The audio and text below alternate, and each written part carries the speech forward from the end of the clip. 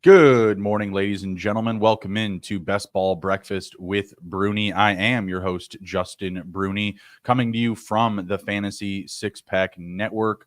Good morning. It is the quick-ass crickety dawn of the day. We are here ready to roll, ready for another live Best Ball Mania 5 draft. Before jumping into one, we are going to review some ADP market shifts. We're going to be looking at the last 30 days this go around. We're typically covering the last week. We're gonna dive into the last 30 days. We've got training camps looming. Rookies are going to be reporting probably within about a week now. Veterans not long after that.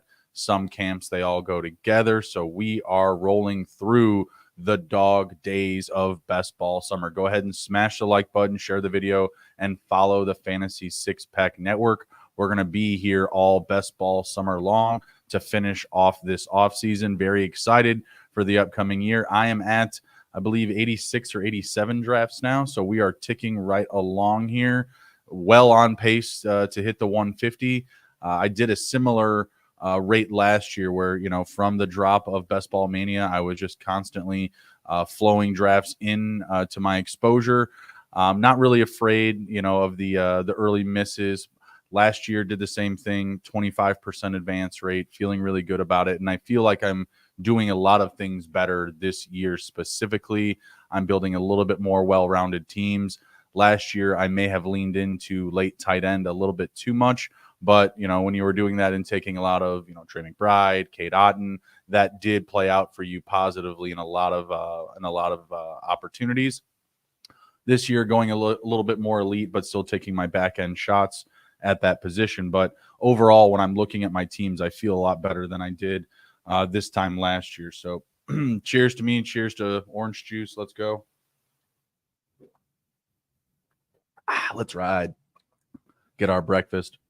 Mine's a liquid breakfast. It's not as appetizing as what you're going to see on screen here.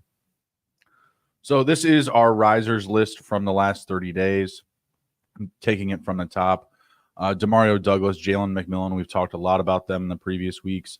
You got Elijah Mitchell, Rashi Rice, definitely been a name we've covered pretty frequently. Demarcus Robinson, Noah Fant, Jaleel McLaughlin, Joshua Palmer, Braylon Allen, Brandon Cooks, we've also talked about a lot, Rashid Shaheed, and Jonnu Smith. I think Brandon Cooks will be the only callback. We're going to have some other names that we haven't had up here yet. I think Jaleel McLaughlin we've probably covered. He has a skyrocketing value as low as 181 all the way up to 153. He is definitely someone that I consider a sleeper that I'm buying a lot of. I have a lot of exposure to Jaleel McLaughlin. He's in my top 10 overall. I just feel like he is the change of pace back for the Denver Broncos, and I'm just not sure with how bad the offense will be if Javonte Williams can really hold him off from getting 12, 15 touches a game. When one, the team is bad, they're playing from behind, they're constantly playing catch up with the offensive play calling, and I think that will lean in favor to Jaleel McLaughlin across the season, right? Like to start, you probably have Javonte Williams, getting more touches than Jaleel McLaughlin weeks 1 through 5. But I really see McLaughlin, even in that time, like weeks 1 through 5, I still believe he has a role. I just really think that they're going to let him off the hook. They get down to, 1-5, 0-5, 2-5, something like that. And they start to make a little bit more, little bit more aggressive changes, right? So I think McLaughlin's going to be a great stash for you down the stretch of the season. You're getting him as your RB4, your RB5, RB6, if you went heavy at that position. So not a risky pick for me whatsoever here. Quite the opposite, a ton of upside, again, in a team that's going to have a bad offense. They're going to be playing from behind. I think that lends more favor to the change of pace back rather than Javonte Williams, who has a much lower yards per carry last season, versus Jaleel McLaughlin. Another key riser here for me, Joshua Palmer. Again, big sleeper buy here. I mean, he's creeped up from pick 134 all the way to 102. So that's roughly 2.5 rounds increase for Joshua Palmer. I'm still buying the rise in cost here. It's well worth it. Again, just kind of looking at a positional aspect here. You're getting him as your 5th, your 6th, your 7th wide receiver if you went 0 RB.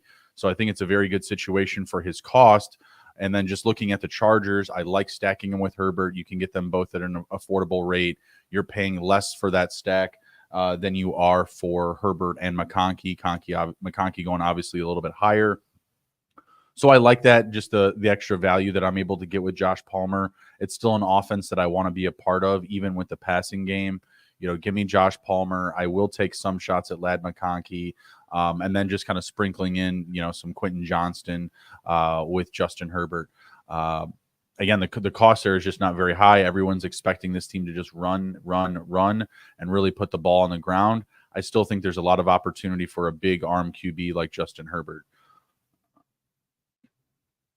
Brandon Cooks, again, just continues to rise. He's actually still lower than Joshua Palmer, but he's going to be in an offense that passes the ball more. He's got more exposure to, like deep air yards and things like that. It's very confusing for me. I think Brandon Cooks should probably be just as high, if not higher, than Joshua Palmer, especially based on his touchdown percentage from last season.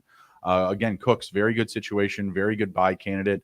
Maybe you're getting a little bit of the age factor here, why he started off so low, but obviously still becoming a more adequate price in best ball, at least for where he should be ranked, right? Like I could easily see him getting up to pick 100. He's at pick 114 right now. This is definitely still a cost that I will continue to buy, but I've also just bought a ton of Brandon Cooks. So it may be difficult for me to continue to do so just because, again, he will have an increased cost. Rashid Shaheed, a popular name this past week I've seen. He went round 5 in my Scott Fishbowl draft. That's absolutely insane. He's going at the same ADP as Joshua Palmer, and I'd probably take Palmer still just because of better quarterback play. Rashid Shaheed does get more indoor games probably. I think that their schedule is a little bit more favorable to that. But regardless, I feel like this is still a little bit too high. Everyone's been increasing his value since the Juwan Johnson injury, and Juwan Johnson is probably going to be back within the first 3 weeks of the season. So it's interesting that this cost is rising so aggressively. If I have some stacking opportunities, I might continue to buy, but I feel like this increased cost might be a little bit too much for me, and I could see some type of dip. Here, possibly. I think that there's some return game factor here for Rashid Shaheed. People are assuming because of the new special team rules that Shaheed could be put in a better leverage point to return kicks. Maybe. I don't know. I'm not going to buy into that too much. He is a player that's exciting. Don't get me wrong. He's a deep field, deep playmaker for sure. But again, this increased cost, I would prefer to have Palmer. I'd prefer to have Cooks there. So just kind of pivoting off of that cost. Let's see. Next, we have Jonnu Smith. Wild chart here. I mean, you see him dip, you see him coming up and just up and down and up and down. You see the indecision there by drafters. And now he's settled at pick 177, still up 20 spots. I'm going to continue to buy Jonnu Smith. I think he's a great value. They haven't added anyone else at tight end. I know that McDaniel is not known for using the tight end position heavily the past couple of seasons, but it's Jonnu Smith. I mean, he's got the speed. He's got the burst, I think, that they've been looking for out of the tight end position. I don't think Mike Gesicki was it, or was it Dustin Smythe? I don't think that was it. So I think Jonnu Smith is a good fit for this offense, and I think that he can, be a weapon with what they want to do, right? They want to be fast. They want to create speed. They want to create, opportunities on the edge, just quick hitting plays. I think Jonnu Smith can be a big part of that. So definitely give me some Jonnu Smith still. I think you want him in, like 3 tight end builds though. Let's not get too cute there. So let's go ahead and review these really quick. Breakfast. Orange juice. Demario Douglas, I wouldn't say I continue to buy the increase. I'll get a few shares of him as like my 8th receiver if I can. But not buying it. Not buying a ton of him, especially with the increased cost. And we've gone over this many times, right? You don't want to be the first to the Patriots wide receivers. It's still a lot of value there after him. Juju, Kendrick Bourne, KJ Osborne. Gosh, who am I forgetting? Javon Baker, Jalen Polk. Jeez, very, very deep. I just don't want to be the first person to draft a Patriots receiver. Jalen McMillan, similar situation. Not as many mouths to feed as the Patriots, but he does have a couple of big roadblocks in Chris Godwin, Mike Evans, still Kate Otten, still Rashad White, who's going to catch a lot of passes. So I am also not buying the increased cost on Jalen McMillan. I think he was a better value where he was at 20 picks after his ADP. He's up 22 spots. Elijah Mitchell, just one of the better handcuffs. People seeing that the 49ers aren't adding anybody. They're not making any like free agency moves. So that clears up just a clear path for Elijah Mitchell for the number 2. Rashee Rice, still a ton of uncertainty. Still just continuously over the weeks, cost is up, cost is up, cost is up. It's hard for me to buy him at a continuous increased cost. I like Hollywood Brown's ADP. That's fine for me. More expensive than Rashee Rice, but more reliable. I know he's going to be there, and he's a big playmaker. Same thing with Xavier Worthy. I'd rather pay that price for those guys than I would for Rashee Rice. Demarcus Robinson, again, just not getting any competition for targets. If they were to add somebody, the Rams, I think that you will see a fall for Demarcus Robinson, but it looks like they are holding tight with him as the 3rd wide receiver, and he had a strong finish to last year with Matthew Stafford. Noah Fant, just a last-ditch effort to get a tight end on your roster. I would rather have Jonnu Smith that late. I also like Theo Johnson from the Giants, just getting a little bit more creative. Everybody knows who Noah Fant is. So, typically he's being drafted. He's 95% drafted. There's very few drafts where he's not getting picked up. And, when I'm going like that late with tight end, I think I like to be a little bit more unique, a little bit more creative. So, yeah, give me a Theo Johnson, give me a Jonnu Smith, give me a Chig Okonkwo. Just a lot of different options there that I like with more upside. Covered McLaughlin, Palmer, Braylon Allen. At one point was one of the biggest risers. Demario Douglas did take over that position. Again, if Breece Hall were to go down, it's a clear path for Braylon Allen to be a number 1 running back in the NFL, or at least be ranked as such, being like top 12 worthy. So I think that puts him in a good scenario. I just think that he looks better than what else is there, like Israel Abanikanda. I don't believe as big of a physical threat as what Braylon Allen can be in that offense. And then we covered the last 3 there, Cooks, Shaheed, and Smith. Let's move over to the fallers. Quick setup here. We've got Juwan Johnson, Nick Chubb, J.J. McCarthy, Ben Sinnott, Javon Baker, Zay Jones, C.J. Stroud, Jalen Tolbert, Joe Burrow, Khalil Herbert, Hawkinson, and Roman Wilson. There are quite a few of these guys that I will buy the dip on. I consider their value to be increased because of these falls. So going over a few of them, it's not Ben Sinnott. I'm not drafting a lot of Ben Sinnott. I think that he and Zach Ertz's ADP will kind of meet somewhere together in round like 16, 17, 18 as we get closer to the kickoff of the NFL season.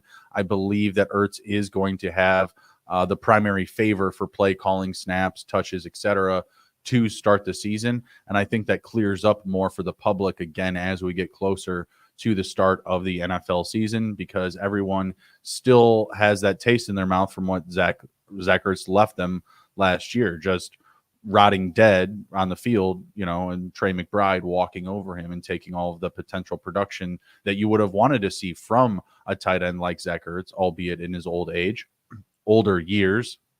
I'm probably very close to his age. I don't know why I would do that to myself. But Ben Sinnott, not a great situation all year long. If you're looking at week 15, 16, 17 correlation, if you've got some Atlanta stacks up with your Commander stacks, that's a much better argument for him to be on your roster. But naked Ben Sinnott, just Ben Sinnott and Daniels, it's not enough. And I think that you're losing value there because, again, I do think that Zach Ertz will be a thorn in his side. Even with an injury, I would still see Jayon Dotson being used more, Terry McLaurin getting more usage. They have dual running backs in Austin Eckler and Brian Robinson. I don't think there's enough passing volume to go around for a rookie tight end to maintain relevancy in that offense. So buying very, very little to none of Ben Sinnott. Zay Jones, the opposite. I am buying Zay Jones. I like the dip here. We've talked about this on previous episodes of Best Ball Breakfast.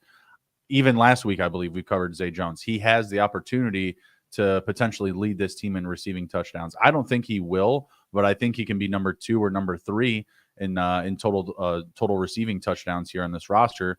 And where he's going, rounds 15, 16, 17, 18, it's definitely doable. I mean, he falls for sure. I've seen him fall quite a bit. People make the assumption, Michael Wilson's going to be the next guy. It could be Zay Jones. It could be Greg Dortch. There's a lot of mouths to feed there potentially, behind Marvin Harrison and Trey McBride. Zay Jones, he gets a lot of trust in play calling. He's a big threat in the red zone. I honestly believe that he and Trey McBride will lead the team in receiving touchdowns, and I do believe he is a good value back here, especially when you have Ram stacks, especially when you have some Arizona builds. I think that he does help you round that out. I mean, who isn't buying a CJ Stroud dip?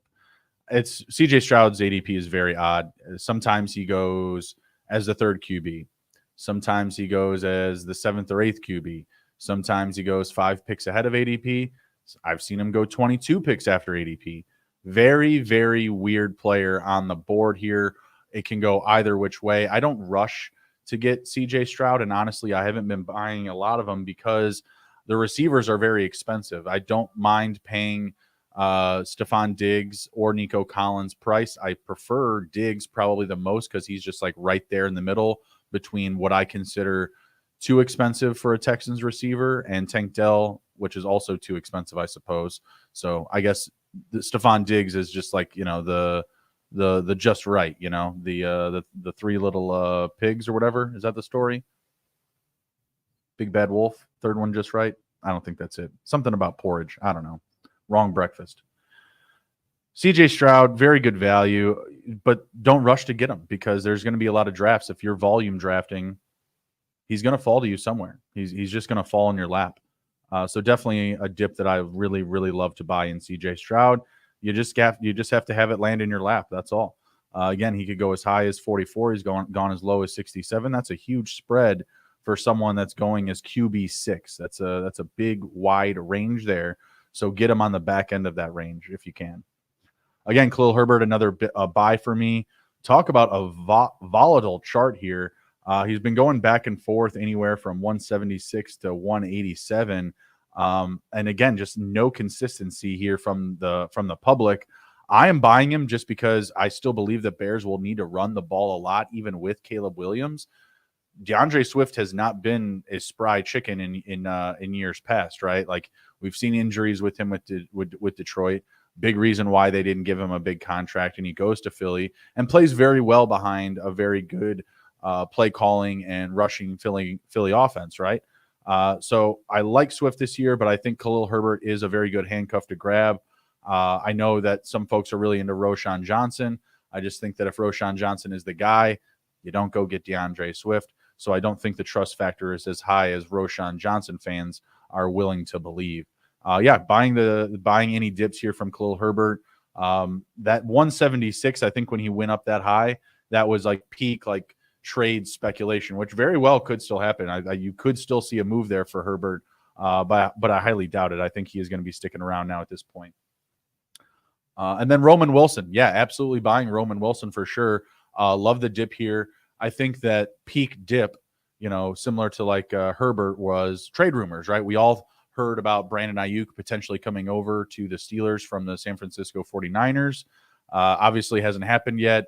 Those rumors have cooled off for certain. Maybe they still do add somebody. Maybe they add a Michael Thomas. Maybe they go get, like a random, I don't know. I don't think they go get Cole Beasley. Is Cole Beasley available? I'm not too hip to the available free agent receivers right now other than Michael Thomas. But, even if they did make a move, I still believe, hey, this is wide receiver U, right? Like this is the team that brings in, and they always just absolutely smash on their wide receiver draft picks. So I'm still grabbing Roman Wilson. I think he's going to be a big part of what they do this year at the receiver position.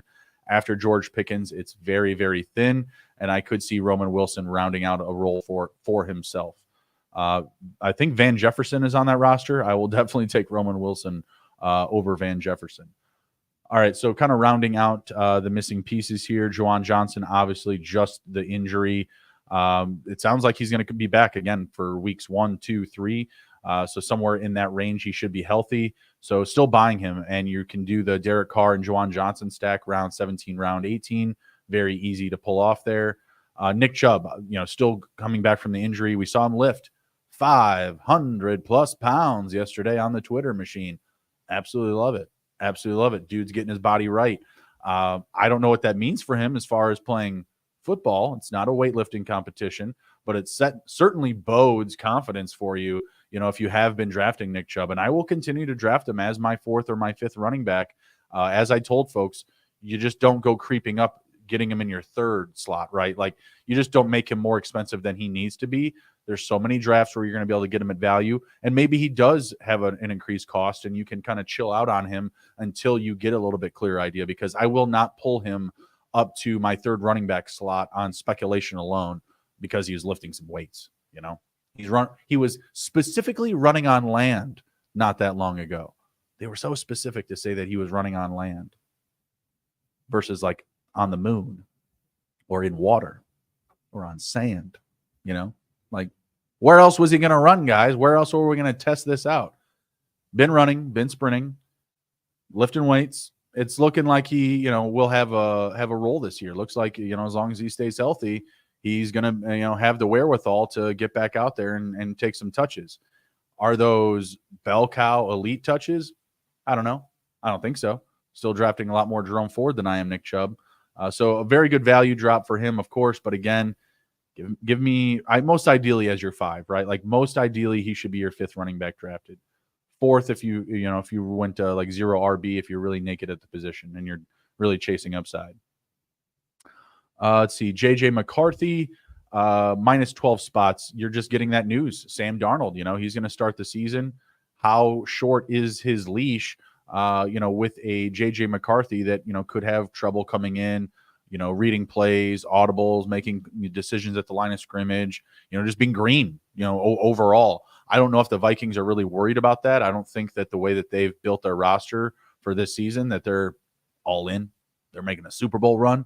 So that leash may be shorter than we want to believe, but that does create a value pocket for JJ McCarthy for certain. So you're going to continue to see him fall. Third QB with the Justin Jefferson build, I think I can get behind that. Just don't get cute, you're not getting him as your 2nd quarterback. Even I don't care how elite you go, it doesn't matter to me. Okay value, QB 30. Stack it up with some Packers stacks for week 17, etc. Javon Baker, that's nice. A Patriots receiver that's falling. Just very tough. I want to use, if I'm going to take a Patriots receiver, pick 16, 17, 18. Just don't get cute with it. Take any of them after ADP if you're going to take them. Covered Zay Jones and Stroud.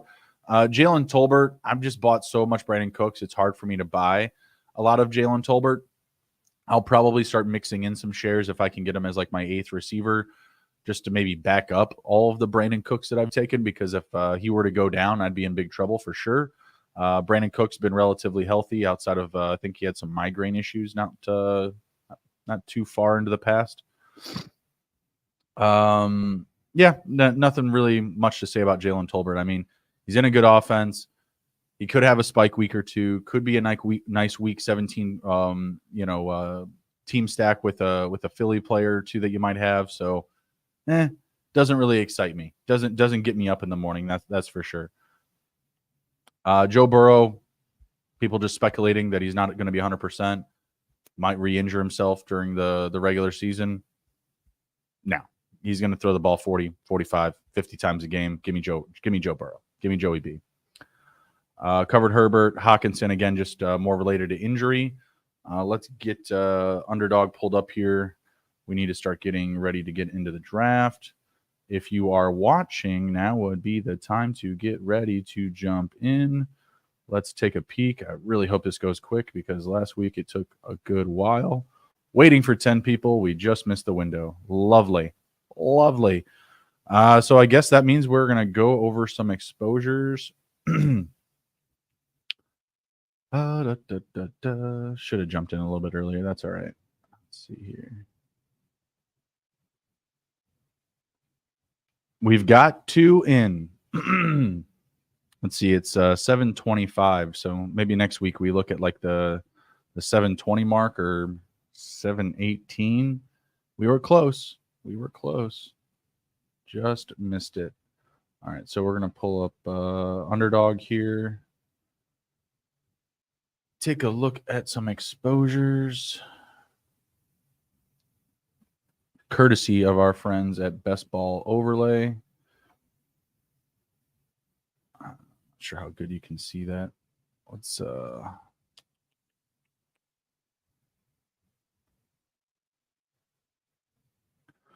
we'll just look at the exposure board overall.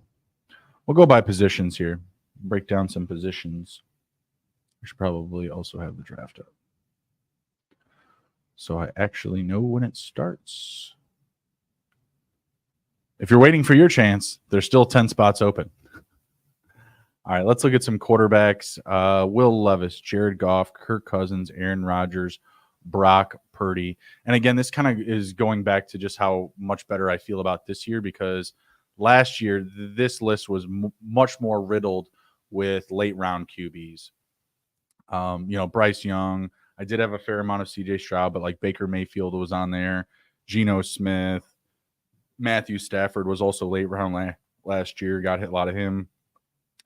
But come the end of the year, you look at your roster and you see like, hey, wow, like, dang, a lot of these teams that advanced, they had, elite QBs. So I've definitely got a lot more exposure to elite QBs this year. Same thing with tight end. Been willing to spend the pick. I mean, Kirk Cousins, I still think is mispriced. Same with Jared Goff. Will Levis has a much more advanced offense and play calling opportunity this year under Callahan.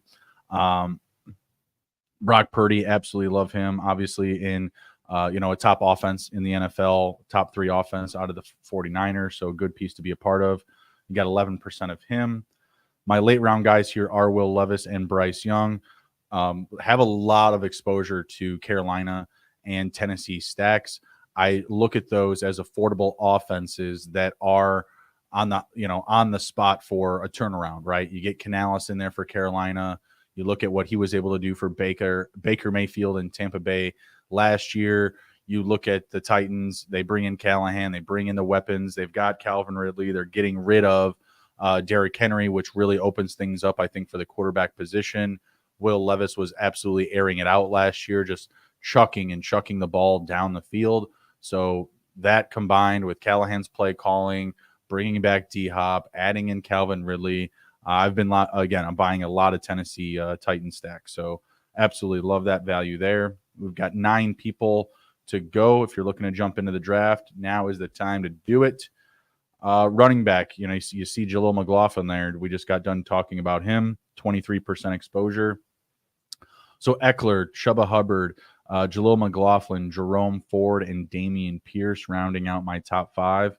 All pretty much late round. I mean, I'm very, wide receiver heavy to start the majority of my drafts. So this does make a lot of sense here. But again, I see a lot of misprices. Austin Eckler, huge misprice, going in the double-digit rounds. Because what? Because Brian Robinson's going to score all the touchdowns? That's not something you should easily believe. Austin Eckler can still tote the rock inside the red zone, still going to catch a lot of passes, going to be a huge part of this offense.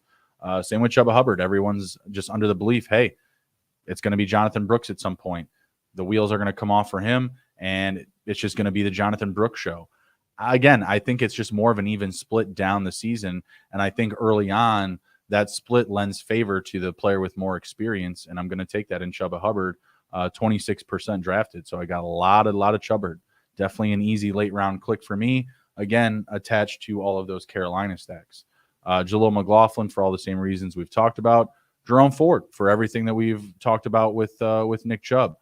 Not sure what the situation is going to be there. Is he going to be back by the start of the NFL season? Even if he does come back, when does that happen? When he does, do they split more evenly? Is there somehow is Chubb somehow favorable in terms of touches? And a lot of those questions I lean in favor of the Jerome Ford narrative. And then Dameon Pierce, very similar situation to Khalil Herbert, like I mentioned, or Braylon Allen. That top guy goes down, huge opportunity and clear path to touches. In a very good offense for Dameon Pierce as well. I think the last time I grabbed Pierce, I actually grabbed him and Mixon both. I do need to chill out a little bit on some of these exposures, though. I'd like to get down a little bit from Jaleel McLaughlin, maybe 20% is a little bit better. Chuba Hubbard, I think I can get him down to about 22%. And Austin Eckler, 28% does feel a little bit high for me personally. I would like to get him down to 25 or 24. But if he stays at that value, then, oh gosh, that's going to be tough. Again, some names here that I need to maybe differentiate a little bit more from.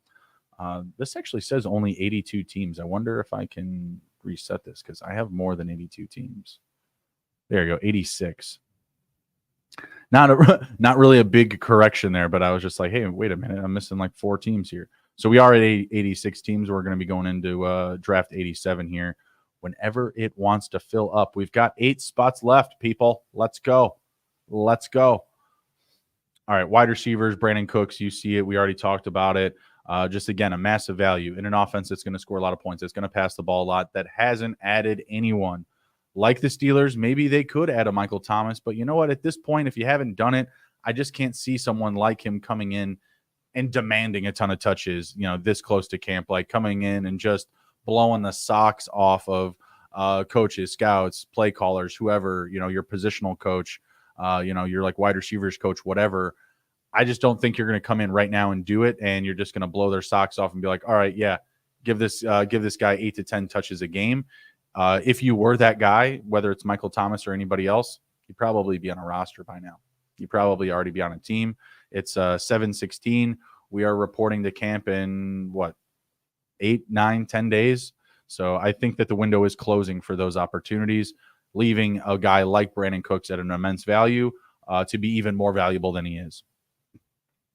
Devonta Adams, it's just really hard for me to leave the second round and not click Devonta Adams' name. It's so difficult. I just drafted him on my Scott Fishbowl team as well, paired him up with Tyreek Hill, a build that I love to do. I love going Tyreek, Adams, Amon-Ra, Adams, A.J. Brown, Adams. Like, that just feels really, really good. I think in one draft where it was even, I don't remember what happened, but it was really aggressive in the first round, and I was just like, you know what? I'll take Barkley and Adams in the turn in the 11-12. Didn't care. Definitely took some guys ahead of ADP there, but he's a guy that I'm just very confident in based on the potential volume. Like, someone that I trust will easily clear 150 targets this year. If you've been watching receiver, you get a little peel back into what type of dog he really is. He literally calls himself the next most competitive athlete after Michael Jordan. Is that true? I don't know. I think he needs to have a conversation, or maybe you, me, and all of our fantasy pundits should have a conversation about him versus maybe Kobe Bryant. Kobe Bryant, Michael Jordan's little brother, pretty much a mirror image competition, literally down to the wire, how he played, how he literally posted people up. But regardless, he has that mentality. He's a dog. He's going to go in there. He's going to command touches. He plays hurt. He plays sick. You've seen that on the documentary. So those check a lot of good boxes, man. Even in his older years, I think he's going to be an amazing asset this year in fantasy, specifically in best ball. Calvin Ridley, again, just another massive value, someone that's completely mispriced for me. Going to continue to buy him. I think 24% is just fine for me.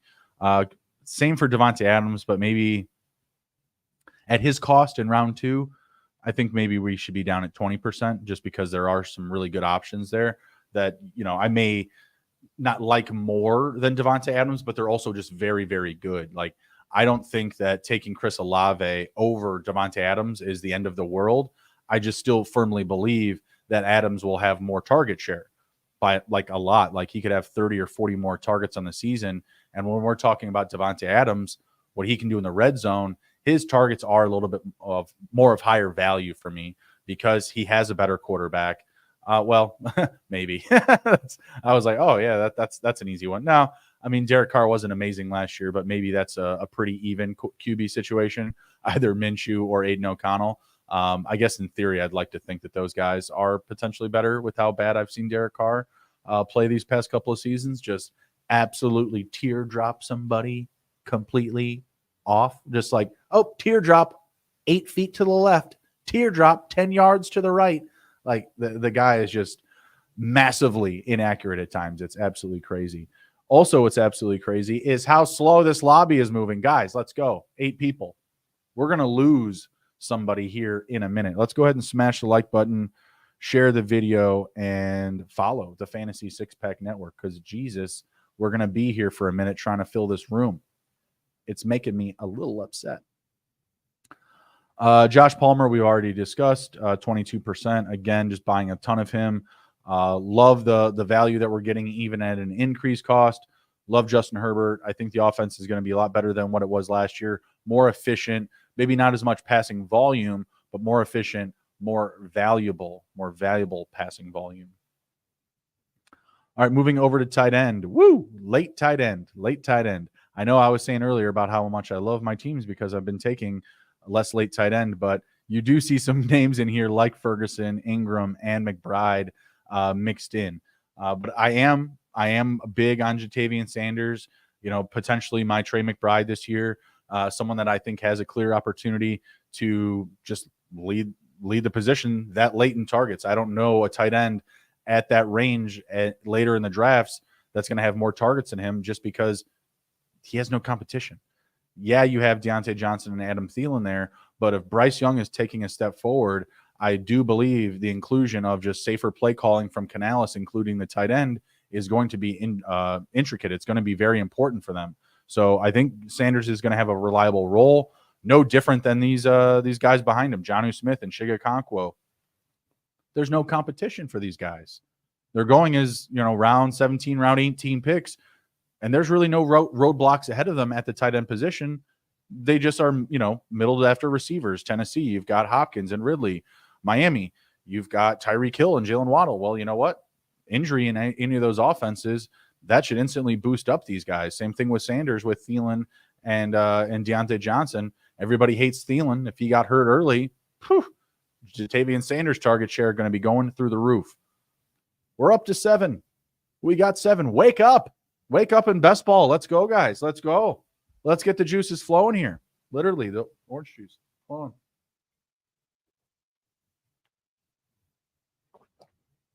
on. I was hoping when I was done with that sip of orange juice that there would be another person in. There isn't. Okay, we've got 7 people to go here. We can look at, because I've really covered my top exposures here. Just look at some more late round targets. And we lost a person, just as I said. We'll look at the rankings. We'll look at late round sleepers. If we don't get this thing filled in 20 minutes, we may not have a live draft, guys. So we'll look at some sleepers here. Let's go to QB. Let's go down to the bottom of the chart. When you're really in the dumps, who do you take? Well, if I haven't taken a quarterback and we're coming up on pick 146, Kirk Cousins is definitely a good pick. Like, if you really miss this shelf of like young, potentially elite quarterback play, Herbert, Goff, Tagovailoa, Lawrence, that's kind of like a position checkpoint there. Like, if you haven't taken a quarterback by Herbert, you should be looking at QB now, because you can get a good combination of, Cousins, Rodgers, Geno Smith, Baker Mayfield. I don't hate that. I don't particularly like going Deshaun Watson, Will Levis, Drake May. I think there are some combinations you can avoid here, but I wouldn't hate myself if I landed with, Kirk Cousins, Will Levis, Bryce Young, getting some back end, not double rookie, but double sophomore QB upside there. A lot of late round stacking ability too. Geno Smith and the Seahawks, a lot of late round stacks there. Same thing with Will Levis, Tennessee. Tyler Boyd's back there. Baker Mayfield, Jalen McMillan, Kate Otten. Deshaun Watson, I think the only guy that's back there might be Elijah Moore, unless you're digging into some of the deeper roster guys. You can do Aaron Rodgers and Ty Conklin. But again, if you're missing Herbert, you don't have like that range, the Tagovailoa, Goff, Herbert. I think you need to really pull in a QB soon there. So you don't want to continue to wait much longer after that. Derek Carr is fine as well. Russell Wilson, I really like, doing the Russell Wilson and Roman Wilson late round stack. That's solid. I like doing that. I'm not big on Justin Fields. I do have 5% of him. I think that was more of a popular thing in the start of best ball summer, just because there was a little bit more uncertainty at that time. I think that's cooled off a bit. I think that Russell Wilson, right now, it looks cleanly looks like he will be the starter, and they've said as much. And I don't think it's a situation where if things are going right, like they were in Denver, oh yeah, well things are going right, so let's pull Russell Wilson. I don't think that's going to happen with the Steelers. That doesn't sound like Mike Tomlin. Aiden O'Connell, somewhere in there, it'll show the percentage. Probably just as much. Yeah, 1%. Just as much probably as I have of Minshew. Where is Minshew? Oh, 5% Minshew. So maybe you need to get a little bit more Aiden O'Connell.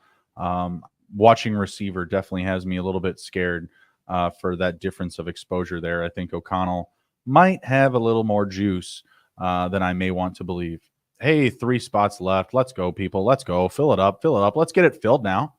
Let's get it filled now. But you just kind of see me sprinkling in here, 2% Wilson, 1% McCarthy, 2% Carr, 2% Dan Jones. You're taking your shots. Bryce Young here, 10%, 19% for Will Levis. So again, really backing up those takes on the Carolina and the Tennessee stacks. Let's look at some late round running back. A lot of interesting names back here. I'll try to go in that range.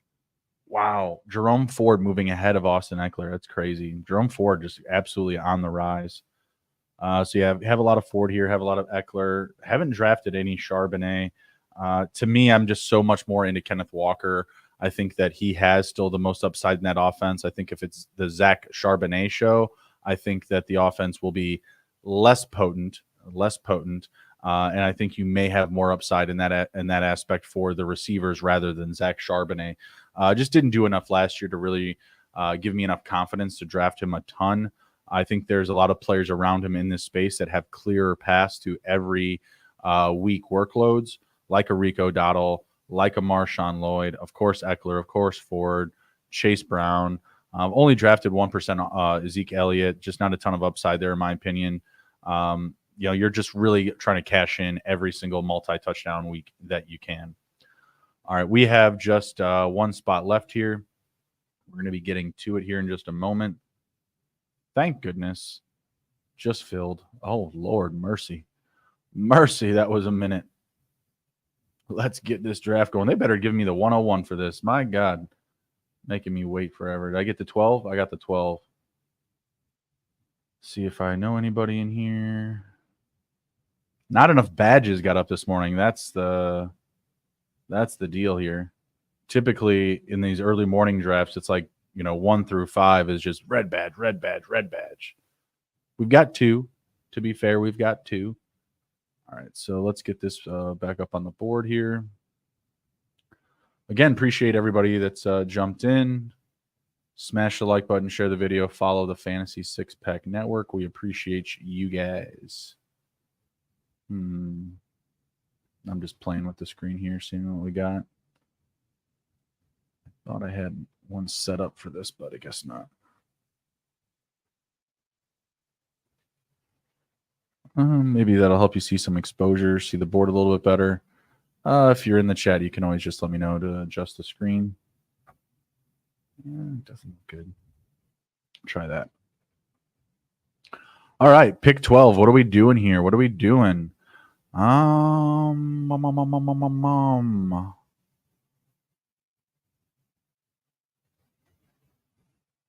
Maybe we get an interesting fall this morning. We got CMC, Lamb, Hill, Chase going off the board. Very normal. Business as usual.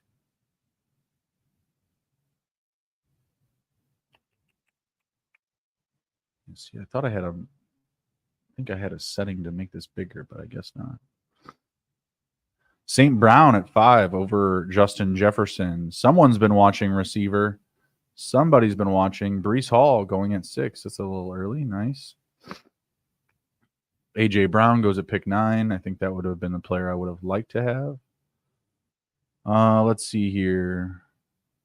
Garrett Wilson also would have been a nice fall for us. Let's see. We've got Jahmyr Gibbs, Marvin Harrison, Drake London, Jonathan Taylor.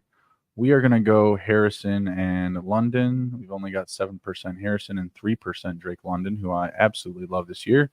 So want to get some more of him. That's just, again, leveraging the Best Ball Overlay tool. Go to bestballoverlay.com. Tell them Justin sent you. The only guy that I had less there of is Jahmyr Gibbs. And, again, it's very hard for me to buy Jahmyr Gibbs at this cost. Like, the presence of David Montgomery is clear and evident. There's going to be a split backfield there. Why are we taking a split backfield running back who is more favored to pass catching opportunities than touchdowns in round 1? Mind you, the guy that just took him got him with the first pick of round 2. I think at most he should be going mid to late round 2. Like, at most. Like, Jahmyr Gibbs going ahead of Saquon Barkley and Jonathan Taylor is just absolutely criminal. Now, if you want to argue some of these receivers here, again, Devontae Adams, I just don't think he outpaces Jahmyr Gibbs this season. But okay, hey, maybe you just absolutely have to go after running back. Regardless, Jonathan Taylor, Saquon Barkley, those are the plays for me in round 2 until something changes. Those two running backs have top 5 at their position upside. Jahmyr Gibbs, without a David Montgomery injury, does not. He just does not have it. He would need to be the team's second receiver. He would need to be their Deebo Samuel. And I would believe that if they didn't have Amon-Ra St. Brown. They still have a guy that can take 150, 160 plus targets. Absolutely snubbed last year at the Pro Bowl. Amon-Ra St. Brown is going to have an amazing season this year. An amazing season. And again, it's just very difficult for me to take someone like Gibbs at that advanced cost. All right, so backtracking the second round, Gibbs, Olave went 2-3. Jonathan Taylor, Nico Collins, Devontae Adams, 218. Saquon Barkley, pick 19. Brandon Ayuk, Jalen Waddle, Deebo Samuel, Devon Achane, Mike Evans, Devonta Smith into round 3. Again, business as usual here. Not seeing anything cute. Not seeing anything cute here. All pretty well on par. Derrick Henry goes. Let's see. In this range of receivers, definitely like Cooper Kupp a lot. Have 19% of him versus Metcalf's and Neighbors 6%. Been getting a little bit more of Neighbors recently, but still a very expensive cost for a rookie receiver. It's definitely more favorable than Harrison, who I literally just got a share of. And I think Neighbors could potentially have more targets. I think that Marvin Harrison's targets just could be more valuable. You know, he plays in an offense that's going to score more points. So that's why I still think that he should be ranked higher than Neighbors, just not the price I just had to pay for him. Stephon Diggs goes a little bit ahead of ADP, I think, just a smidge. Just 2 picks, just a smidge. DJ Moore, 3-7. Again, business as usual here. No real surprises. We are 4 picks away. Tank Dell goes a complete misprice there.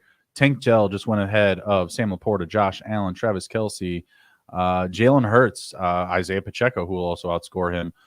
Christian Kirk, who will outscore him, Travis Etienne, Lamar Jackson, Trey McBride, Terry McLaurin will outscore him this year. Call me crazy. Patrick Mahomes, Mark Andrews. Need I go on? Dalton Kincaid. All these players will outscore Tank Dell this season. It's a complete misprice. It's an overreaction to his season last year where he didn't have Stephon Diggs on the roster. He didn't have Joe Mixon on the roster. God bless your souls. God bless you. Let's see. We have double receiver here. Do we want to do Alan Kincaid? Do we want to do Sam Laporta?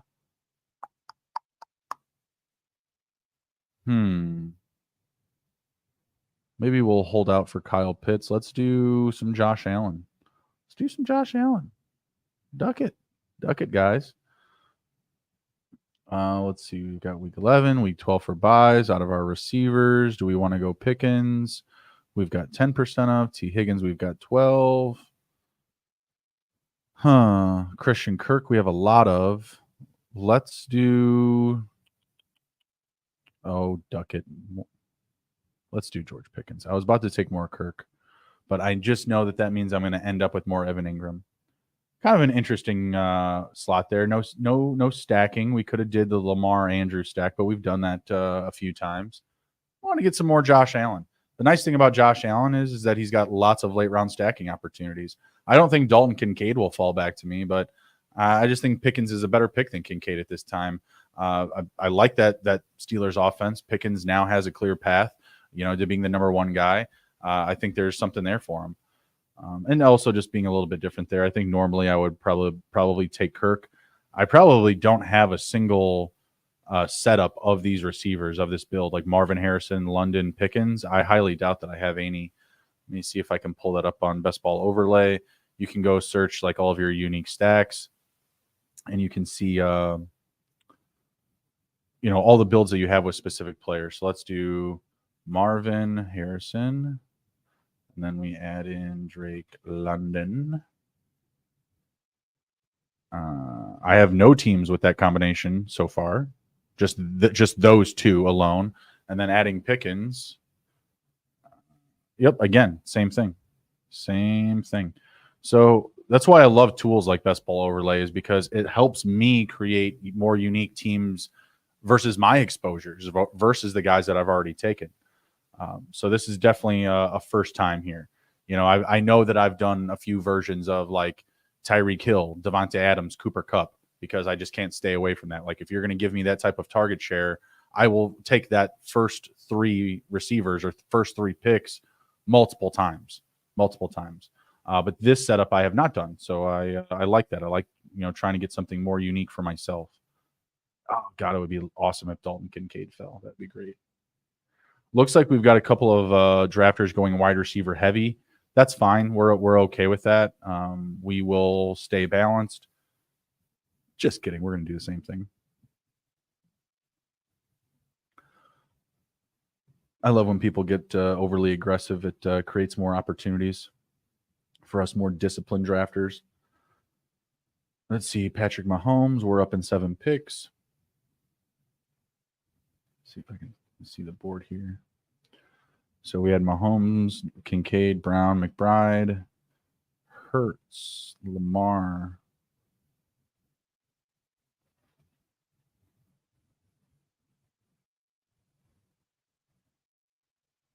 Am I missing my team? Oh yeah, I took Allen earlier than everybody. They really waited on quarterback until the fourth round. I had late third Allen. Interesting. I don't mind being a trendsetter. Calvin Ridley would be a nice fall here, even though we have a ton of him. But that's a great fall for our setup. James Cook's there, probably taking him if he's available. Yeah, I like Cooks and Godwin here if I can, or I'm sorry, Cooks and Pitts. And there goes James Cook. So still looking at Kyle Pitts. I like Kyle Pitts here. Maybe Kyle Pitts and Chris Godwin. Also really like Chris Godwin.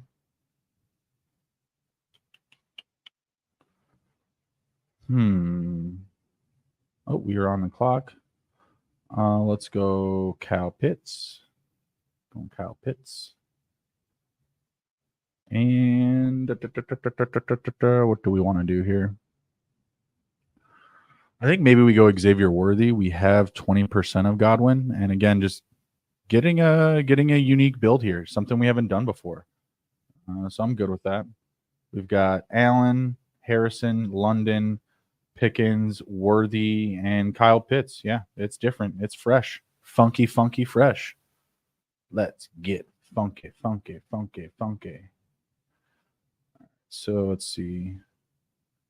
Then we had Anthony Richardson go, Roma Dunze, Lad McConkey, CJ Stroud. Wonder how far CJ Stroud fell. He did not. He went ahead of ADP. Again, lesson learned here. He can go anywhere. Let's see. Christian Watson, pick 66. More like order 66. No, thank you.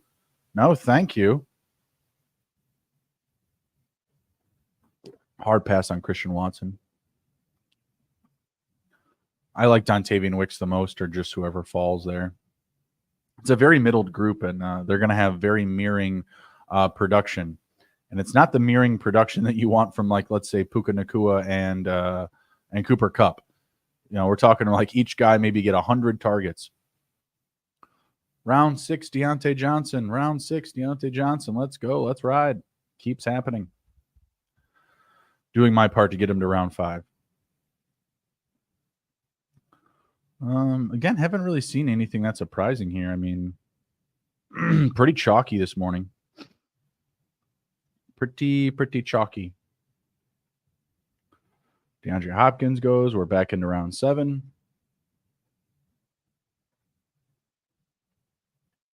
Let's see. Jordan Addison, Brian Thomas.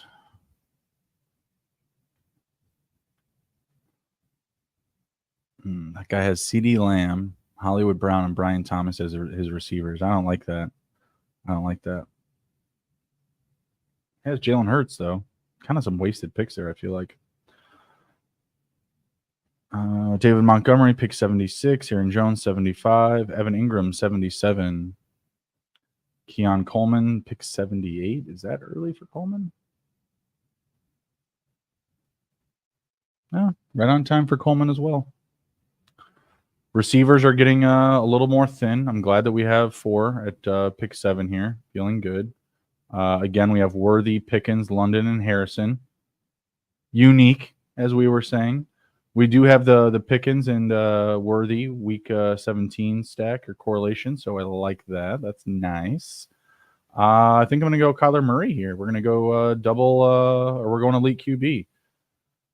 Guy ahead of me doesn't have, yeah, here we go. Kyler Murray. Stacking them up with old Marvin Harrison there.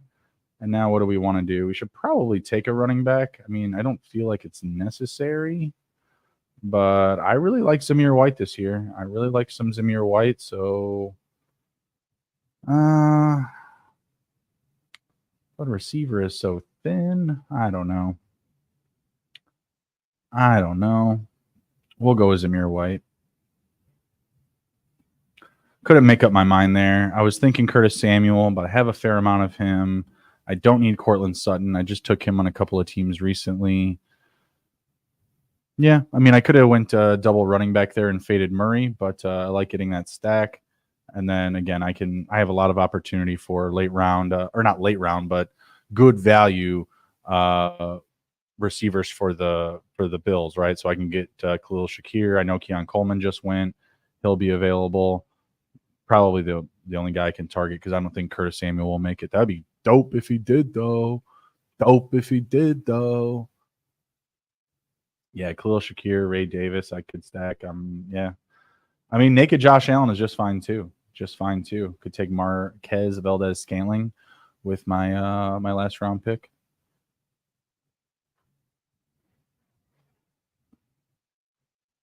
Yeah, I'm good with that. I'm good. Could have waited for Kirk Cousins, but good value for Murray. Got him 5 picks after ADP. Pretty doable. has that week 17 correlation with oh no, he doesn't. I don't have any Rams. I was like, do I have Rams players? I didn't draft Puka. Right, up in 13 picks here. Probably going running back receiver combo here. We're done at QB. We're done at tight end most likely. I mean, until we get to like a good backup opportunity for a tight end. So we're up in 10 picks. This might be the Khalil Shakir pick. Ooh, more Brandon Cooks. Hard to say no. Hard to say no. Maybe Jacoby Myers. Rashid Shaheed's not bad. Gives us some correlation with Zamir White for week 17. Running back wise, we're up in 7. Be cool if Pollard fell. I doubt that he does. Maybe Devin Singletary, Trey Benson, Gus Edwards, maybe someone in this range. Keep in mind, we only have Zamir White, so we do need some running backs. But by round 9-10, I'm still good with a 2-5, 2 running backs and 5 receivers. I'm still good with that. And there's really just not a position you can really pigeonhole me to where I'm like, oh, I don't have anything I can pick. There's always something. There's always something on the board. Moving right along here as well. Took us a while to get started, but at least you guys are awake and you're making your picks. That's lovely. That's lovely. Yeah, we're definitely going to do receiver running back here. So we'll be at 2, 2, 5, 1 after this turn. And we're seeing some good options here. So I'm confident we get something we like. Even if it is more Brandon Cooks, we're going to get something that we like. Maybe we take Brian Robinson here if this guy doesn't take him, and then he absolutely does. We're going to take Devin Singletary, just a smidge more of a workload potentially for him versus Tajay Spears. And we are going to go Brandon Cooks again. Sorry. We needed Brandon Cooks there as our 5th for sure. Marvin Harrison, London, Pickens, Worthy, Cooks. That feels a little bit better. We went a little bit more stagnant on receiver after the Worthy pick. Waited about 50 selections until our next receiver. All right, so now we have Josh Allen, Kyler Murray, Zamir White, Devin Singletary, Marvin Harrison, Drake London, Pickens, Worthy, and Brandon Cooks, plus the Kyle Pitts. Yeah, that's right, the Kyle Pitts.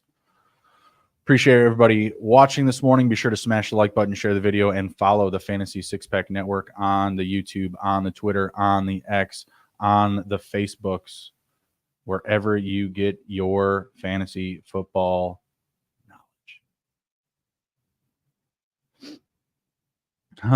Up in 17 picks. I'm thinking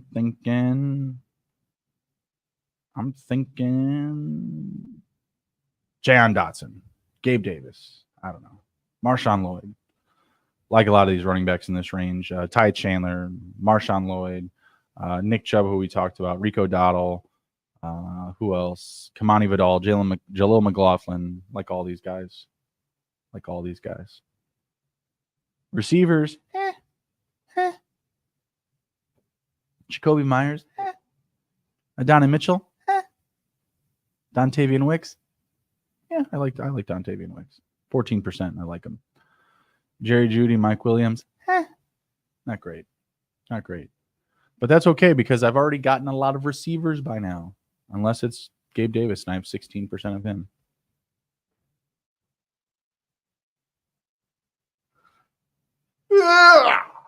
Yeah, that's right. It's not a best ball breakfast without a good old crack of the neck, a good old yawn. You know what I'm saying? We need to get some bacon up in here, though. I don't know how you guys would like it if I was just like making breakfast right here, like those videos of people laying in their bed or laying in their dorm and they're like, hey, look, I'm watching Netflix and making a filet and a rice cooker. Like, it's called DoorDash. Just order some DoorDash. What the fuck? Like, what the fuck are you doing? Making TikToks in bed, cooking. watching TV. It's a society that we live in. 7 picks. Looking a little thin at receiver. It might be Gabe Davis. Poop. It might be Gabe Davis. It's definitely Gabe Davis, Jayon Dotson territory for us. Man, we may just have to take Austin Eckler in here too. When we get to our pick, the ADP is going to be pretty thin. 132, 133.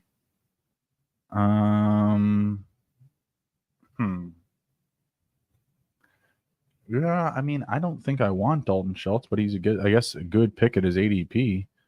I guess I just prefer if Eckler fell at this point. I know I'd be getting overboard on his ADP, but I mean, versus what I have with just Zamir White and Singletary, I think my team would be blessed to have Austin Eckler. That's exactly what we're going to do. So 2, 3, 5, 1. I did say to get Nick Chubb as your 4th running back, so let's just go ahead. Encouraging workout progress 19 hours ago. So there you go. 5 picks ahead of ADP. I'm doing my part. I can just live without Gabe Davis and Jayon Dotson. I can make that up. The only thing I think I would have did differently there is, I could have just mixed Chubb for Marshawn Lloyd or Ty Chandler. Still taking plenty of them. 9% Lloyd, 9% Chandler. So upping my 5% Nick Chubb, I'm okay with that. And again, he should be your 4th or your 5th running back. 5th is most ideal, but in this situation, given the roster build, a little bit more difficult, especially when we went elite QB. So I'm good with that. If I have to take Nick Chubb with my 4th RB spot because I went elite QB, I'm fine. I'm good with that. We are probably going to have naked Josh Allen, though, unless we want to get a Marquez Valdez-Scantling, like round 18 pick, which, you know what? We'll do it. I think last week we got Parker. Was it Parker Washington? I don't remember his name. I think we did that last week on Best Ball Breakfast. So we'll do something like that again, maybe. Unless you're sniping me out there. You got your snipers. Sniping is a little bit more topical in the news cycle. All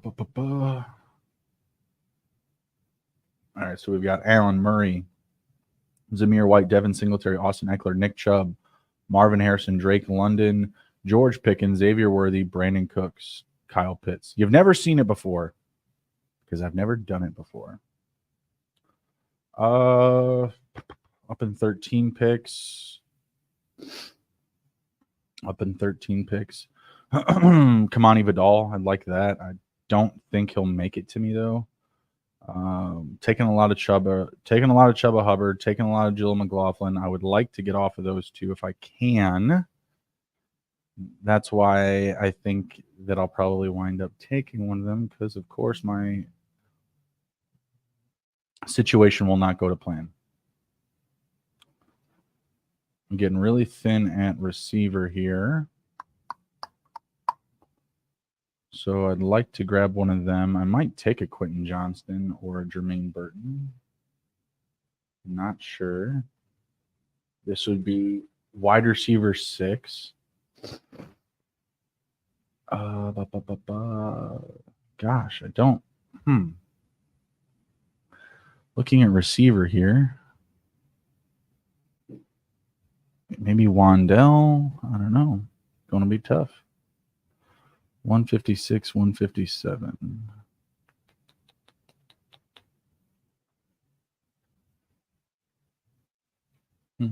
Tough.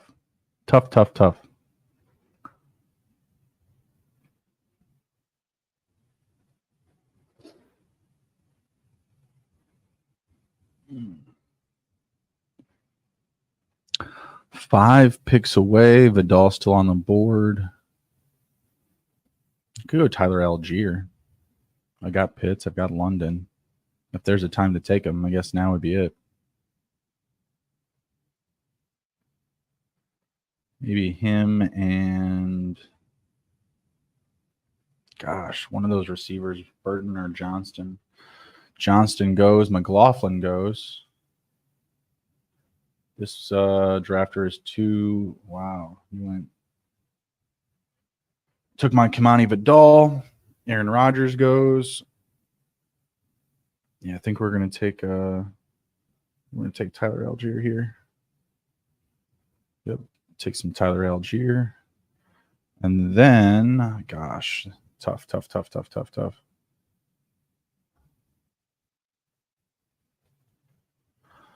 Let's do it. I believe in Roman. I believe in Roman Wilson. Let's go. That is pulling him up the board, ladies and gentlemen. He is ADP 169. I pulled him up to 157, pairing him up with Mr. George Pickens. Nice little skinny stack there. So I've got the Pittsburgh receivers. Let's go.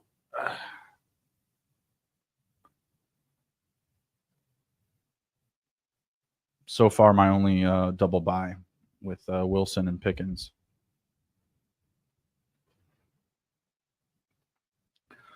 Again, very unique receiver build. Have not done anything like this before. That's for sure. That is for sure. Let's take a look at the board. Up in 18 picks. See if there's anything back here of note. Will Levis. Geno Smith, pick 159. We're into pick 14 or round 14 now.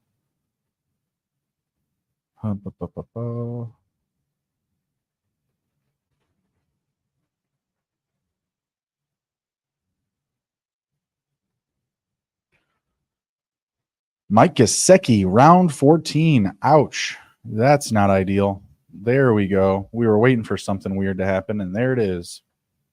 There it is. Mike Gesicki, let's see. ADP 208 going at pick 163, paired up with TJ Hawkinson. Mouse in the house. Good running backs. Got Hall, Barkley, Walker, Brown. Yeah, not bad there. Wow. 4 quarterbacks. He's got Burrow, Love, Purdy, Tua. I think we found our auto drafter.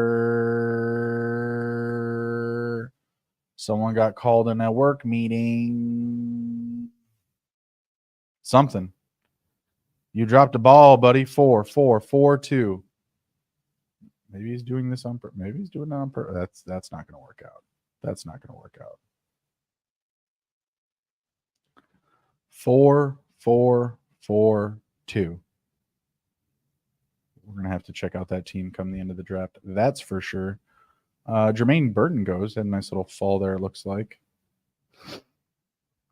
Nice little fall for him. We're up in 10 picks. We're going to need another tight end soon. We're good on running back. Yeah, we just need receivers and tight end. Receivers and tight end. Maybe we'll do Zay Jones as well.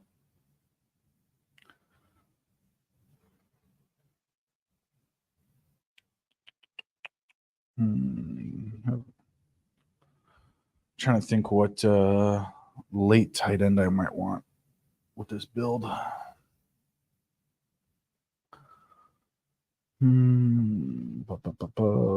Mayer, Theo Johnson, not Sinet.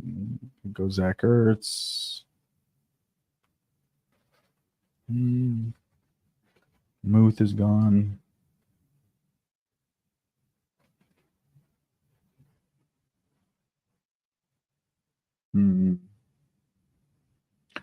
I can't say. I might wait till like my last pick or second to last pick.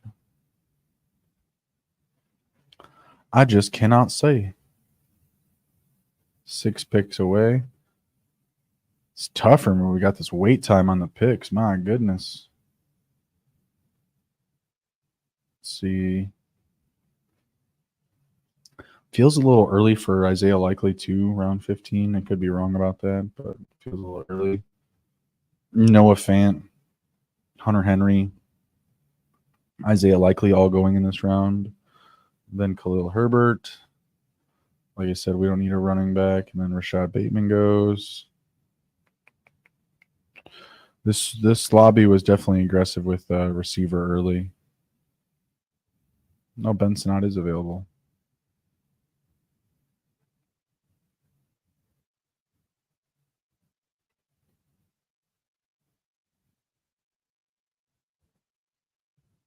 %6 Michael Wilson. But what do I have of Zay Jones? 7%. So we'll add in some Michael Wilson. Screw it. 175. No. John McMillan, Devon Baker. No, I can't do that either because I think he has a week 12 bye. 12, 14. All right, we'll get some more Marvin Mims Jr. I like Marvin Mims. Couldn't make up my mind there. Our late receivers, we went Roman Wilson, Michael Wilson, Marvin Mims Jr. Paired up with our top 5. Harrison, London, Pickens, Worthy, Cooks. I don't know if I love that. I don't know if it's amazing. I think it's an okay build, but I don't know if I really grade my draft like crazy high. I think there's a lot more that I like, but I'm also getting lower percentage plays here, right? So Harrison 7%, London 3%, Pickens 10, Worthy 6, Cooks was a higher one at 26. Roman Wilson was 14, but then again, Wilson, Mims 6%, Pitts 5%, Allen 5%, Kyler Murray 10%. So overall, I mean, I guess I should feel that way, right? Like if I'm constantly drafting players that I love, then when I'm drafting players that I don't draft a lot of, it's going to be hard for me to say like, oh yeah, this is the best thing ever. Yeah, we're just taking we do have 2 picks left. So we'll do, what do we do? I do 259, 2592. Maybe we do 2583. Because I'm okay with my running backs and my receivers right now, to be honest.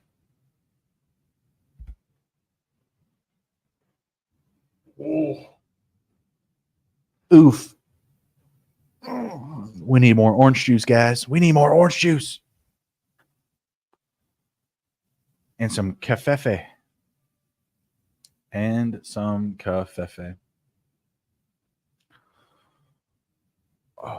14 picks away from our last 2 picks.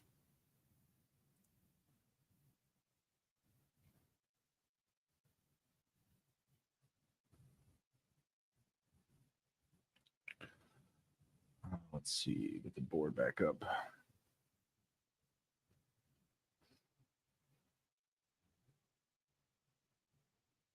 Yeah, after Mims Jr., we went Conklin, Tracy, Luke McCaffrey, Bucky Irving, Jalen McMillan, J.K. Dobbins, Jonnu Smith, Elijah Mitchell, Ben Sinnott, Dan Jones, Malachi Corley, now Derek Carr. Yeah, I mean, this late, I don't see any amazing value. Just, again, pretty chalky. Bo Nix, pick 194. That's a little more interesting. Especially when the guy drafted Dan Jones. Oh, Dan Jones with Bo Nix behind Jalen Hurts. Why? It doesn't make sense.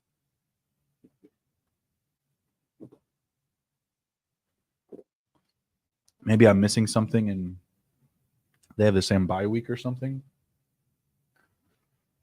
No, the Giants have week 11. The Eagles have week 5. It's weird.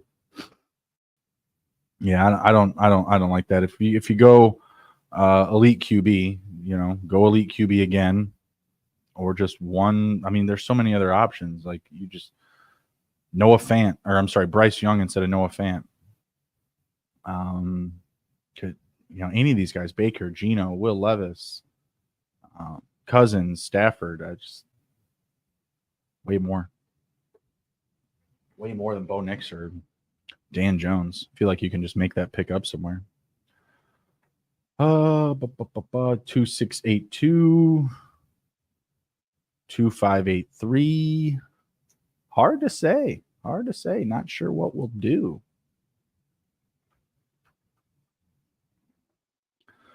Could do 2583. Kyle Pitts just loves to get hurt, but I don't know. We'll see what the board looks like. We're 3 picks away here. Tight ends, not that great. Probably more Jatavian Sanders we're going here. I mean, we need another tight end for sure. So we're definitely getting Jatavian Sanders, our guy, our number 1 guy. And screw it. Let's go Dawson Knox. I know he has the same bye week as Kyle Pitts, but let's get one. Let's get one Buffalo stack. We could have waited for Marquez Valdez-Scantling. We didn't. Instead, we got some Dawson Knox. 1-2 touchdown game. I'm good, right? That's enough for me. Let's see. 4, 5, 5, 3. Houday. Let's see what he did here. Does he get the 4th tight end?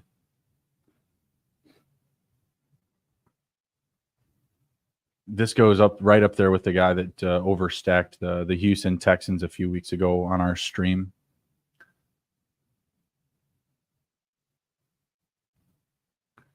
Another auto pick.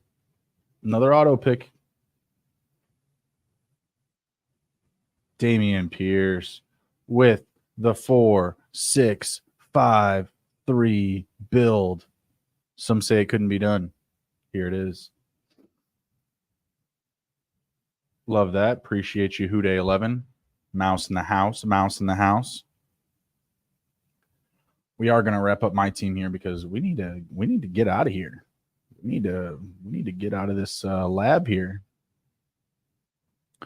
All right, we've got Josh Allen, Kyler Murray, Zamir White, Devin Singletary, Austin Eckler, Nick Chubb, Tyler Algier, Marvin Harrison Jr., Drake London, George Pickens, Xavier Worthy, Brandon Cooks, Roman Wilson, Michael Wilson, Marvin Mims Jr., Kyle Pitts, Jatavian Sanders, and Dawson Knox. That is a 2-5-8-3.